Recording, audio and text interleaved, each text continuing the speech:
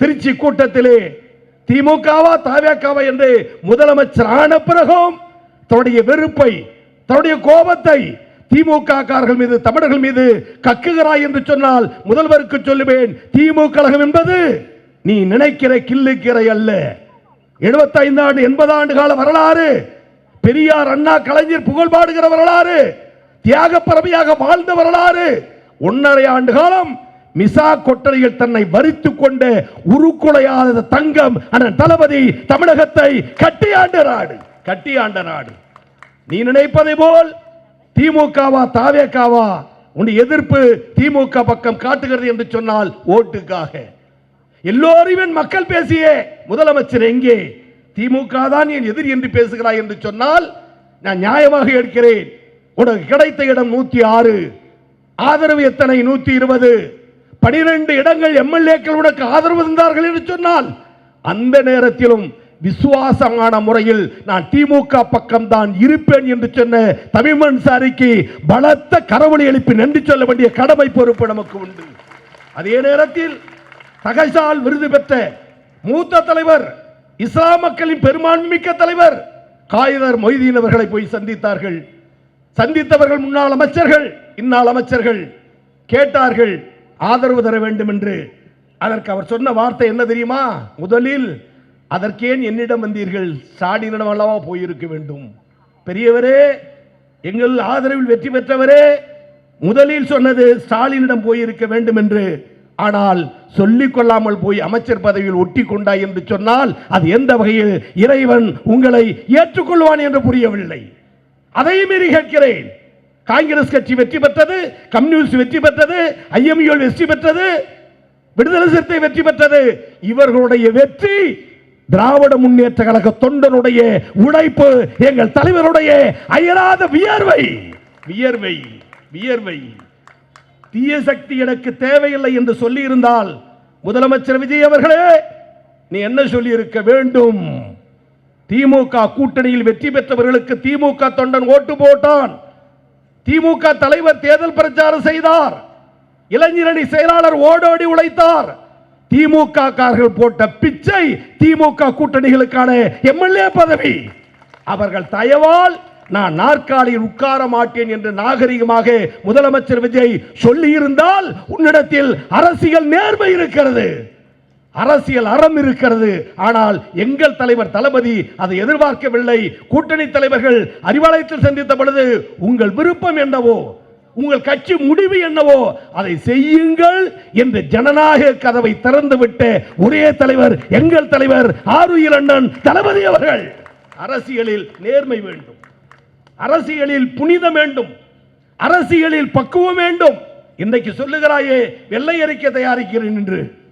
இதே எங்கள் அண்ணன் அமைச்சர், எங்கள் தாயகவி எம்எல்ஏ எளியவன் கோபீசரியன் அரசு கொறடா முதலில் பட்ஜெட் கூட்டத்தொடருக்கு முன்பு சட்டப்பேரவையில் தமிழக வரலாற்றில், இந்திய வரலாற்றில் எங்கும் இல்லாத வகையில் முதலில் வெள்ளை அறிக்கையை பட்ஜெட்டாக சட்டமன்றத்தில் தாக்கல் செய்துவிட்டு நிதிநிலை அறிக்கையை தாக்கல் செய்த ஒரே முதலமைச்சர் நம்முடைய அன்பு தலைவர் அண்ணன் தளபதி அவர்கள்.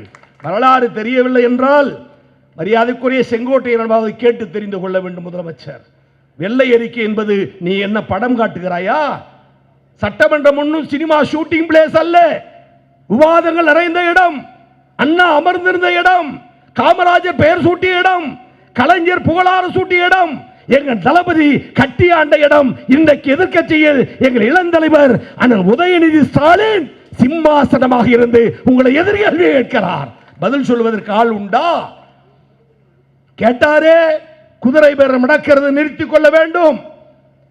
நாங்கள் கொடுத்த 1000 உடனே கொடு, மாணவர்களுக்குரிய கல்வி கட்டணத்தை முறையாக செலுத்து. பதில் சொல்வதற்கு துப்பில்லாமல் வீட்டிற்கு சென்று அறிக்கை வெளியிடார் என்றால் நானும் 15 ஆண்டு காலம் எம்எல்ஏ, எனக்கு முந்தி சீனியர் எம்எல்ஏ, சீனியர் அமைச்சர் அண்ணன் இதுவரை சட்டமன்றத்தில் அமைச்சர்களோ முதலமைச்சர்களோ கேட்கிற கேள்விக்கு உடனடியாக பதில் தந்துதான் சட்டமன்றத்தில் வரலாறு தவிர பதிலை வீட்டிற்கு சென்று செல்லுவன் என்ற புதிய கேடுகட்ட கலாச்சாரம் இது மாற்றப்பட வேண்டும், இது மறைக்கப்பட வேண்டும்.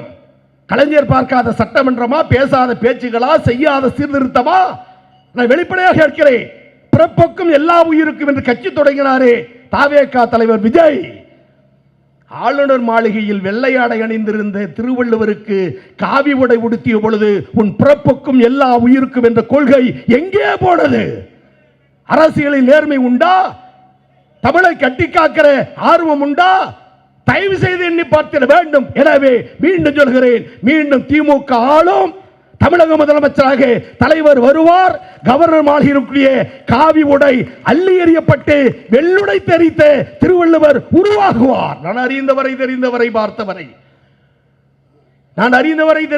பார்த்தவரை ஒரு சிலைக்காக 25வது ஆண்டு விழா கொண்டாடிய ஒரே ஆட்சி திராவிட முன்னேற்ற கழகத்தின் ஆட்சி.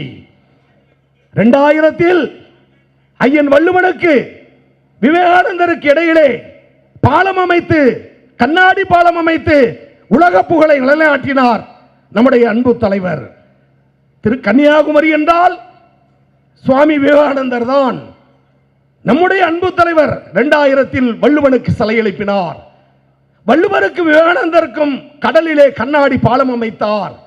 இந்த வரலாற்றை 25 ஆண்டு காலம் கழித்து அண்ணன் தளபதி அவர்கள் அன்றைக்கு அதை கொண்டாடினார் என்று சொன்னால் நான் பணிவோடு கேட்கிறேன். ஒரு சிலை, வள்ளுவர் சிலை, அதற்கு வெள்ளி விழா கண்ட தலைவர். இது இன்றைய முதல்வருக்கு தெரிய வாய்ப்பில்லை. எனவே திராவிட முன்னேற்ற கழகத்துடைய பொற்கால ஆட்சியை மக்கள் மீண்டும் எதிர்நோக்கிறார்கள். களவு போய்விட்டது என்று பார்க்கிறார்கள், வீட்டில் திருட்டு போய்விட்டது என்று பார்க்கிறார்கள். எனவே இதற்கெல்லாம் ஜனநாயக ரீதியில் முடிவு கட்ட, ஜனநாயக ரீதியில் தீர்ப்பளிக்க, கோபத்தோடு இருக்கிற மக்களுக்கு பதில் சொல்ல வேண்டிய கடமை முதலமைச்சர் இருக்கிற காரணத்தால் தேர்தல் நேரத்தில் சொன்ன 2500 எப்போது? தேர்தல் நேரத்தில் சொன்ன ஒரு ஆண்டுக்கு 6 சிலிண்டர் கேஸ் மானியம் எப்போது? தேர்தல் நேரத்தில் சொன்ன வாக்குறுதிகள் எப்போது என்று மக்கள் கேட்க ஆரம்பித்திருக்கிறார்கள். திமுக ஆட்சியில் கொண்டு வந்த திட்டத்தை தான் உன்னால் செயல்படுத்த முடிகிறது தவிர ஆட்சி பொறுப்பேற்றதிலிருந்து இந்த நிமிடம் வரை ஒரு புதிய திட்டத்திற்கு புள்ளி வைத்திருப்பாரா இந்த நாட்டினுடைய முதலமைச்சர்? மக்கள் கேட்கிறார்கள். எனவே ஒட்டுமொத்த எதிர்ப்பும் அரசின் மீது திரும்பி இருக்கிறது. ஒட்டுமொத்த எதிர்ப்பும் முதலமைச்சருடைய அரசியல் கோமாளித்தனத்தை காட்டுகிறது. ஒட்டுமொத்த எதிர்ப்பும் இது ஆட்சியா காட்சியா என்று மக்களை நினைக்க வைக்கிறது.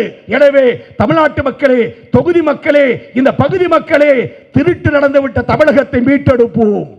1000 ஆடுகள் மந்தையில் மேய்ந்தாலும் ஒரு ஆட்டுக்குட்டி தன் தாயின் மடியை தேடி சென்று பசி எடுத்தால் பால் குடிக்க துடிக்குமோ, அதேபோல் தமிழ்நாட்டு மக்கள் இன்றைக்கு தாயின் மடியை தேட ஆரம்பித்து விட்டார்கள். அண்ணன் உதயநிதி சொல்றதை போல் பச்சை புள்ளிகளை கடைவீதிக்கு அழைத்து செல்வோம். கிளுகிழப்பைக்காரன் கிளுகிழப்பை விற்பான். அம்மாவை விட்டுவிட்டு, தாத்தாவை விட்டுவிட்டு, பாட்டியை விட்டுவிட்டு அந்த கிளுகிழப்பைக்காரன் மீது குழந்தை மோகம் கொண்டு தாவுவதை பார்த்துவிட்டு ஒரு கிளுகிழப்பை வாங்கி கையில் கொடுப்போம். அதை ஆட்டி காட்டுவான், சிரிப்பான். அடுத்த நிமிடம் குழந்தையை தூக்கி விட்டு செல்வோம். ஆக தாயிடம் இருக்கிற குழந்தை எப்படி கிளுகிழப்பைக்காரரிடம் கை நீட்டு தாவியதோ அதேபோல் தமிழ்நாட்டு மக்கள் விஜய் பக்கம் சார்ந்திருக்கிறார்கள். தாய் பறவை என்றைக்கும் தமிழ்நாட்டு கழக தலைவர் அண்ணன் தளபதி என்பதை மீண்டும் மீண்டும் நிரூபிப்போம்.